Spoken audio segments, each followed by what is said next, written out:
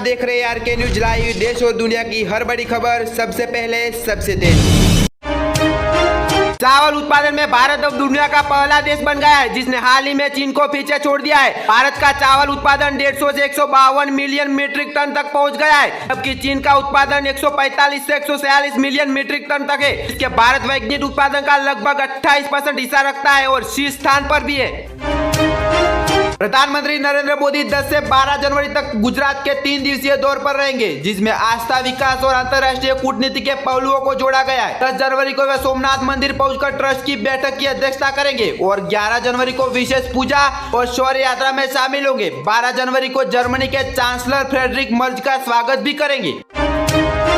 संघ प्रमुख मोहन भागवत ने वृंदावन में अखिल भारतीय कार्यकारिणी बैठक में हिंदुओं के बिखराव और जातिवाद पर गहरी चिंता व्यक्त की। उन्होंने मोहल्ला हिंदू बैठक को संगठित होने का महत्वपूर्ण माध्यम बताया। भागवत ने हिंदुओं को पलायन और उन पर हो रहे अत्याचारों को रोकने के लिए जागरूकता और एकता पर जोर दिया। उन्होंने सामाजिक समरसता और अन्य परिवर्तन पर भी चर्चा की। हरिद्वार के खानपुर थाना क्षेत्र के गोवर्धनपुर बाजार में एक युवक को दौड़ा कर पीटा गया, जिसमें उसके हाथ की हड्डी भी टूट गई। बाद में हमलावर ने उसके घर पर भी हमला कर दिया, जिसमें उसका भाई भी घायल हो गया। घटना का वीडियो वायरल होने के बाद पुलिस ने तहरीर के आधार पर कई आरोपियों के खिलाफ मुकदमा दर्ज किया और जांच जारी है। नेपाल के पारसा और धनुषा जिलों में सांप्रदायिक हिंसा भड़क उठी है, जिसके बाद भारतीय सीमा सील कर दी गई है और हाई अलर्ट जारी किया गया है। धनुषा में एक मस्जिद के तोड़फोड़ के बाद यह हिंसा शुरू हुई। इसके वीडियो सोशल मीडिया पर वायरल हो गए। मुस्लिम समुदाय के युवाओं ने हिंसक प्रदर्शन किए, जिसमें पुलिस पर पथराव भी हुआ। सुपौल जिले में मखाना क्रांति को बढ़ावा देने के लिए सरकार ने 2025-26 के लिए मखाना अवयव योजना शुरू की है। इसके तहत किसानों को क्षेत्र विस्तार, उत्पन्न बीज वितरण और टूल्स किट पर अनुदान मिलेगा। यह योजना कृषि आधारित आजीविका को मजबूत करेगी, गरीबी कम करेगी और ग्रामीण अर्थव्यवस्था को बढ़ावा देगी। 25 डिसमिल से 5 एकड़ तक खेती करने वाले किसान पात्र होंगे, जिससे उनकी आय बढ़ेगी और वे आत्मनिर्भर भी बनेंगे। बांग्लादेश में एक किराना स्टोर के मालिक मोनी चक्रवर्ती की धारदार हथियार से हमला कर हत्या कर दी गई। यह 24 घंटे में हिंदू पर हमले की दूसरी घटना है। रिपोर्ट के अनुसार नरसिंहदी जिले में हुई इस वारदात के बाद उनकी मौत हो गई। बांग्लादेश में हिंदुओं के खिलाफ हिंसा की यह ताजा कड़ी है, जिसमें हाल ही में खोकन चंद्र दास, अमृत मंडल और दीपू चंद्र दास जैसे अन्य लोगों की भी हत्याएं हुई है।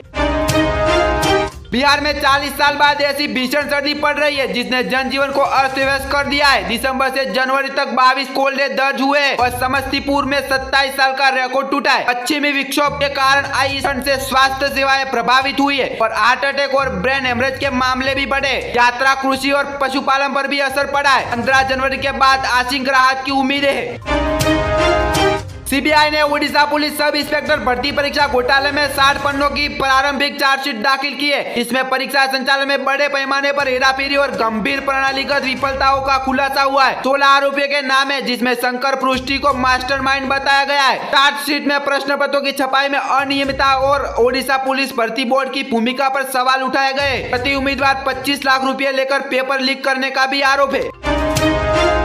राज्य चुनाव आयोग ने गुरुदासपुर और तरनतारन जिलों में ग्राम पंचायतों के सरपंचों और पंचों की खाली सीटों पर चुनाव की घोषणा की है। नामांकन की अंतिम तिथि 8 जनवरी है, जबकि मतदान 18 जनवरी को होगा। मतगणना उसी दिन मतदान केंद्रों पर की जाएगी। निष्पक्ष चुनाव सुनिश्चित करने के लिए आदर्श आचार संहिता लागू कर दी गई है और उपायुक्तों को आवश्यकता प्रबंध करने के लिए निर्देश भी दिए गए हैं। उत्तराखंड में मऊचर चमोली में किसानों के कल्याण और आर्थिक उत्साह के समर्थित राज्य स्तरीय किसान दिवस का आयोजन किया गया है। विज्ञप्ति के अनुसार इस अवसर के केंद्रीय कृषि और ग्रामीण विकास मंत्री शिवराज सिंह चौहान और उत्तराखंड के मुख्यमंत्री पुष्कर सिंह धामी के मौसम के आधारित फसल बीमा योजना के तहत डीबीटी के माध्यम से 88,000 किसानों को 63.12 करोड़ रुपए की बीमा राशि हस्तांतरित की।